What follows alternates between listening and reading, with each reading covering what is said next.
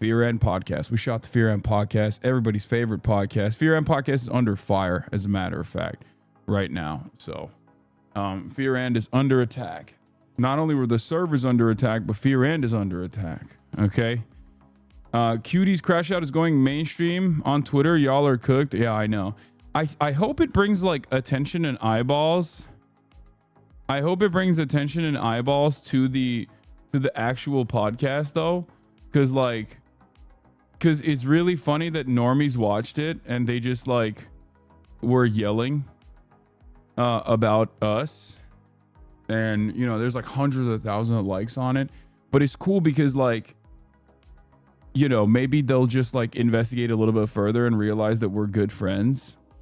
A lot of girlies don't know y'all are friends, are getting really mad at Will and you. Yeah, I know.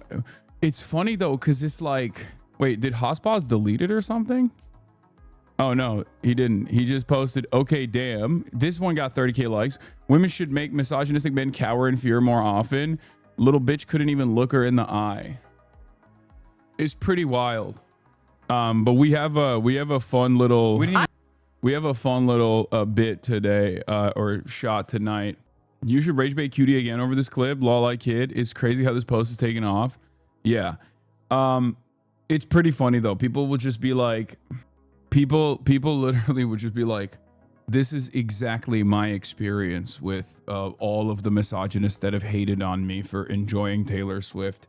And it's like, well, you know, we're memeing, like we're rage baiting our friend who we love. Anyway, and not only is she our friend, but also our equal partner. In any case, look. There's so many. It's awesome. I think it's dope. I think this is the closest we've been to like a FaZe Clan style situation where we just like clip bait, we clip farm, and then it goes crazy, and then hopefully it increases the amount of viewership that we get for the pod. Brother, you guys are getting legit canceled? No, we're not, man. Shut up. It's just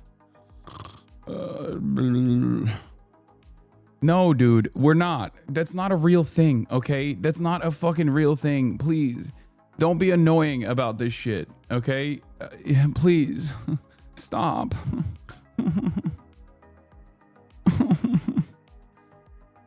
It's just like memeing too close to the sun. I don't care. Anyway, hopefully it'll like I said, hopefully it'll turn into more viewership for the pod. That would be awesome.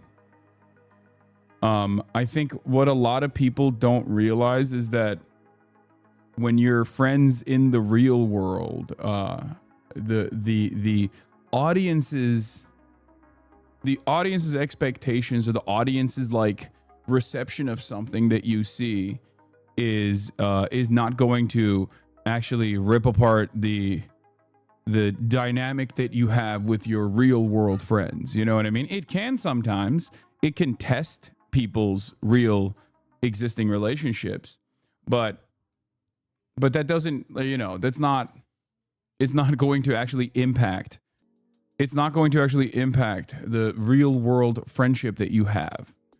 In any case, that's fun though. I like it. I think it's cool. I mean, for me, this is nothing, but I feel bad for Will a little bit.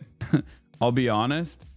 Because, like, you know, he's not super used to getting blistered like this, like being in the crosshairs like this. This for me is like any given. I mean, I get like Swifty saying I'm misogynistic is nothing in comparison to the American government. You know what I mean? Or the Israeli government using its Hasbara network to call me a fucking terrorist and demand I get deplatformed and maybe even arrested every day. So like for me, this is like, this washes past me.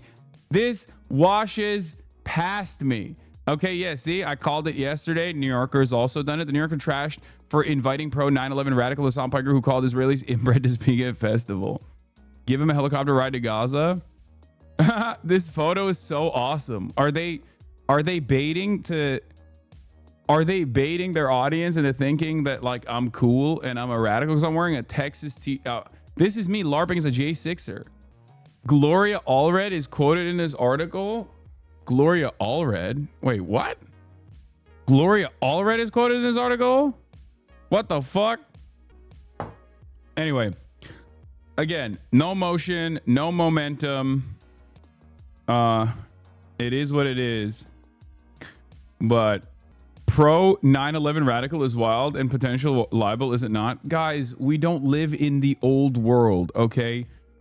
I think a lot of you guys don't understand this thing where you say like, dude, like, what are you doing? Sue these newspapers. It's the New York Post, brother. That's all they do. Like, all the replies are just horrifically Islamophobic. At a certain point, you get used to this stuff, okay? If you are a visible, high-profile Muslim doing any kind of political commentary, this is your life. This is your life forever. And this has been my life forever. I don't really give a shit. It's just right-wing propaganda. Who gives a fuck? You know? It's only as impactful as you make it. It's only as impactful as you. Isn't it just Islamophobia? Yes, of course. Also, I love the New York Post. As you guys know, it's my favorite newspaper. It's the most serious newspaper in the tri-state. It is the real democracy dies in the darkness newspaper. So, you know, shouts out to the New York Post. They're my goats. I love them. I will, of course, keep, you know, I need to get like, what I need to do is get copies of these papers, like all of the ones where they've written about me, and just like put it together in a compilation, because I think it's sick. Was Cutie actually mad in the clip? Not really. I mean, it's just, it's. I mean, she did get annoyed about the Taylor Swift stuff for sure, but like, it's not, you know, it's not like something that is a deal breaker, like, you know. Yeah, we're rage baiting her. Yeah, but the clip is like, I mean, she's exaggerating her reaction here. We didn't even do it, like, which is funny because like she says it. I think she says it like right after the clip is done. But of course, that part never gets. You know, Taylor Swift with you guys. I'm not even kidding. I don't like it. I don't enjoy it. You know what? We asked you about the biggest news in America, which is her engagement. You guys are infuriating. So it's not like, oh, how exciting! What flowers is she gonna have? Guys. You're like, oh my God, Kitty, did you shit yourself? Did you shit in your little pretty pants? You stupid little bitch that loves Taylor Swift. Did you drink your pumpkin spice latte and kick your stupid little Ugg boots in the air? You dumb little fucking cunt! Is that what you say to me? I don't like talking about Taylor Swift with you guys. I'm not even kidding. I don't like it. I don't. She's so real for this, not gonna lie. Yeah, she was banging. I think I cracked it. Nah, brother, it's just funny. I think so too. I think it's great content. It's not. She was right and valid. I would have crashed out on you dunderheads too. See, this is what I mean. That like people don't understand it. It's not as serious.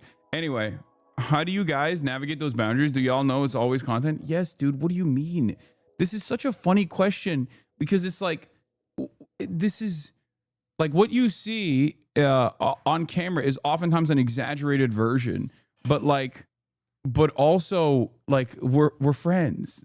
Like we spend time with one another off camera.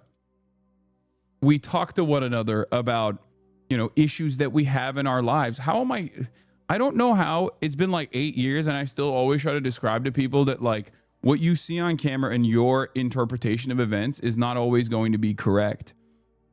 And that a lot can get lost in like the nuance. You're forgetting just how autistic your chat is, Abi. I don't think it's the autism of my community, honestly, but I think there is something that like, I think the internet just makes people's interpretation of things more neurodivergent because of the medium, okay?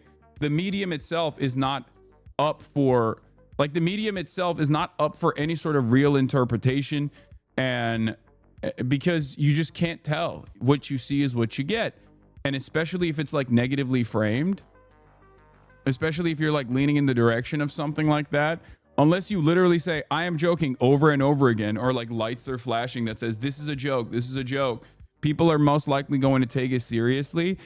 And even if they are different in their own assessment, in their own interpersonal assessments, in their own lives with their own friends, in the real world, they can't make that similar. They can't translate that assessment to like what they see online. And I fall into this trap every now and then. It's just like a part of the medium. You know? It is what it is. But like I said, I enjoy it. I think this kind of controversy is good. Hopefully they'll come in to watch Cutie Cinderella bravely defend feminism on the pod.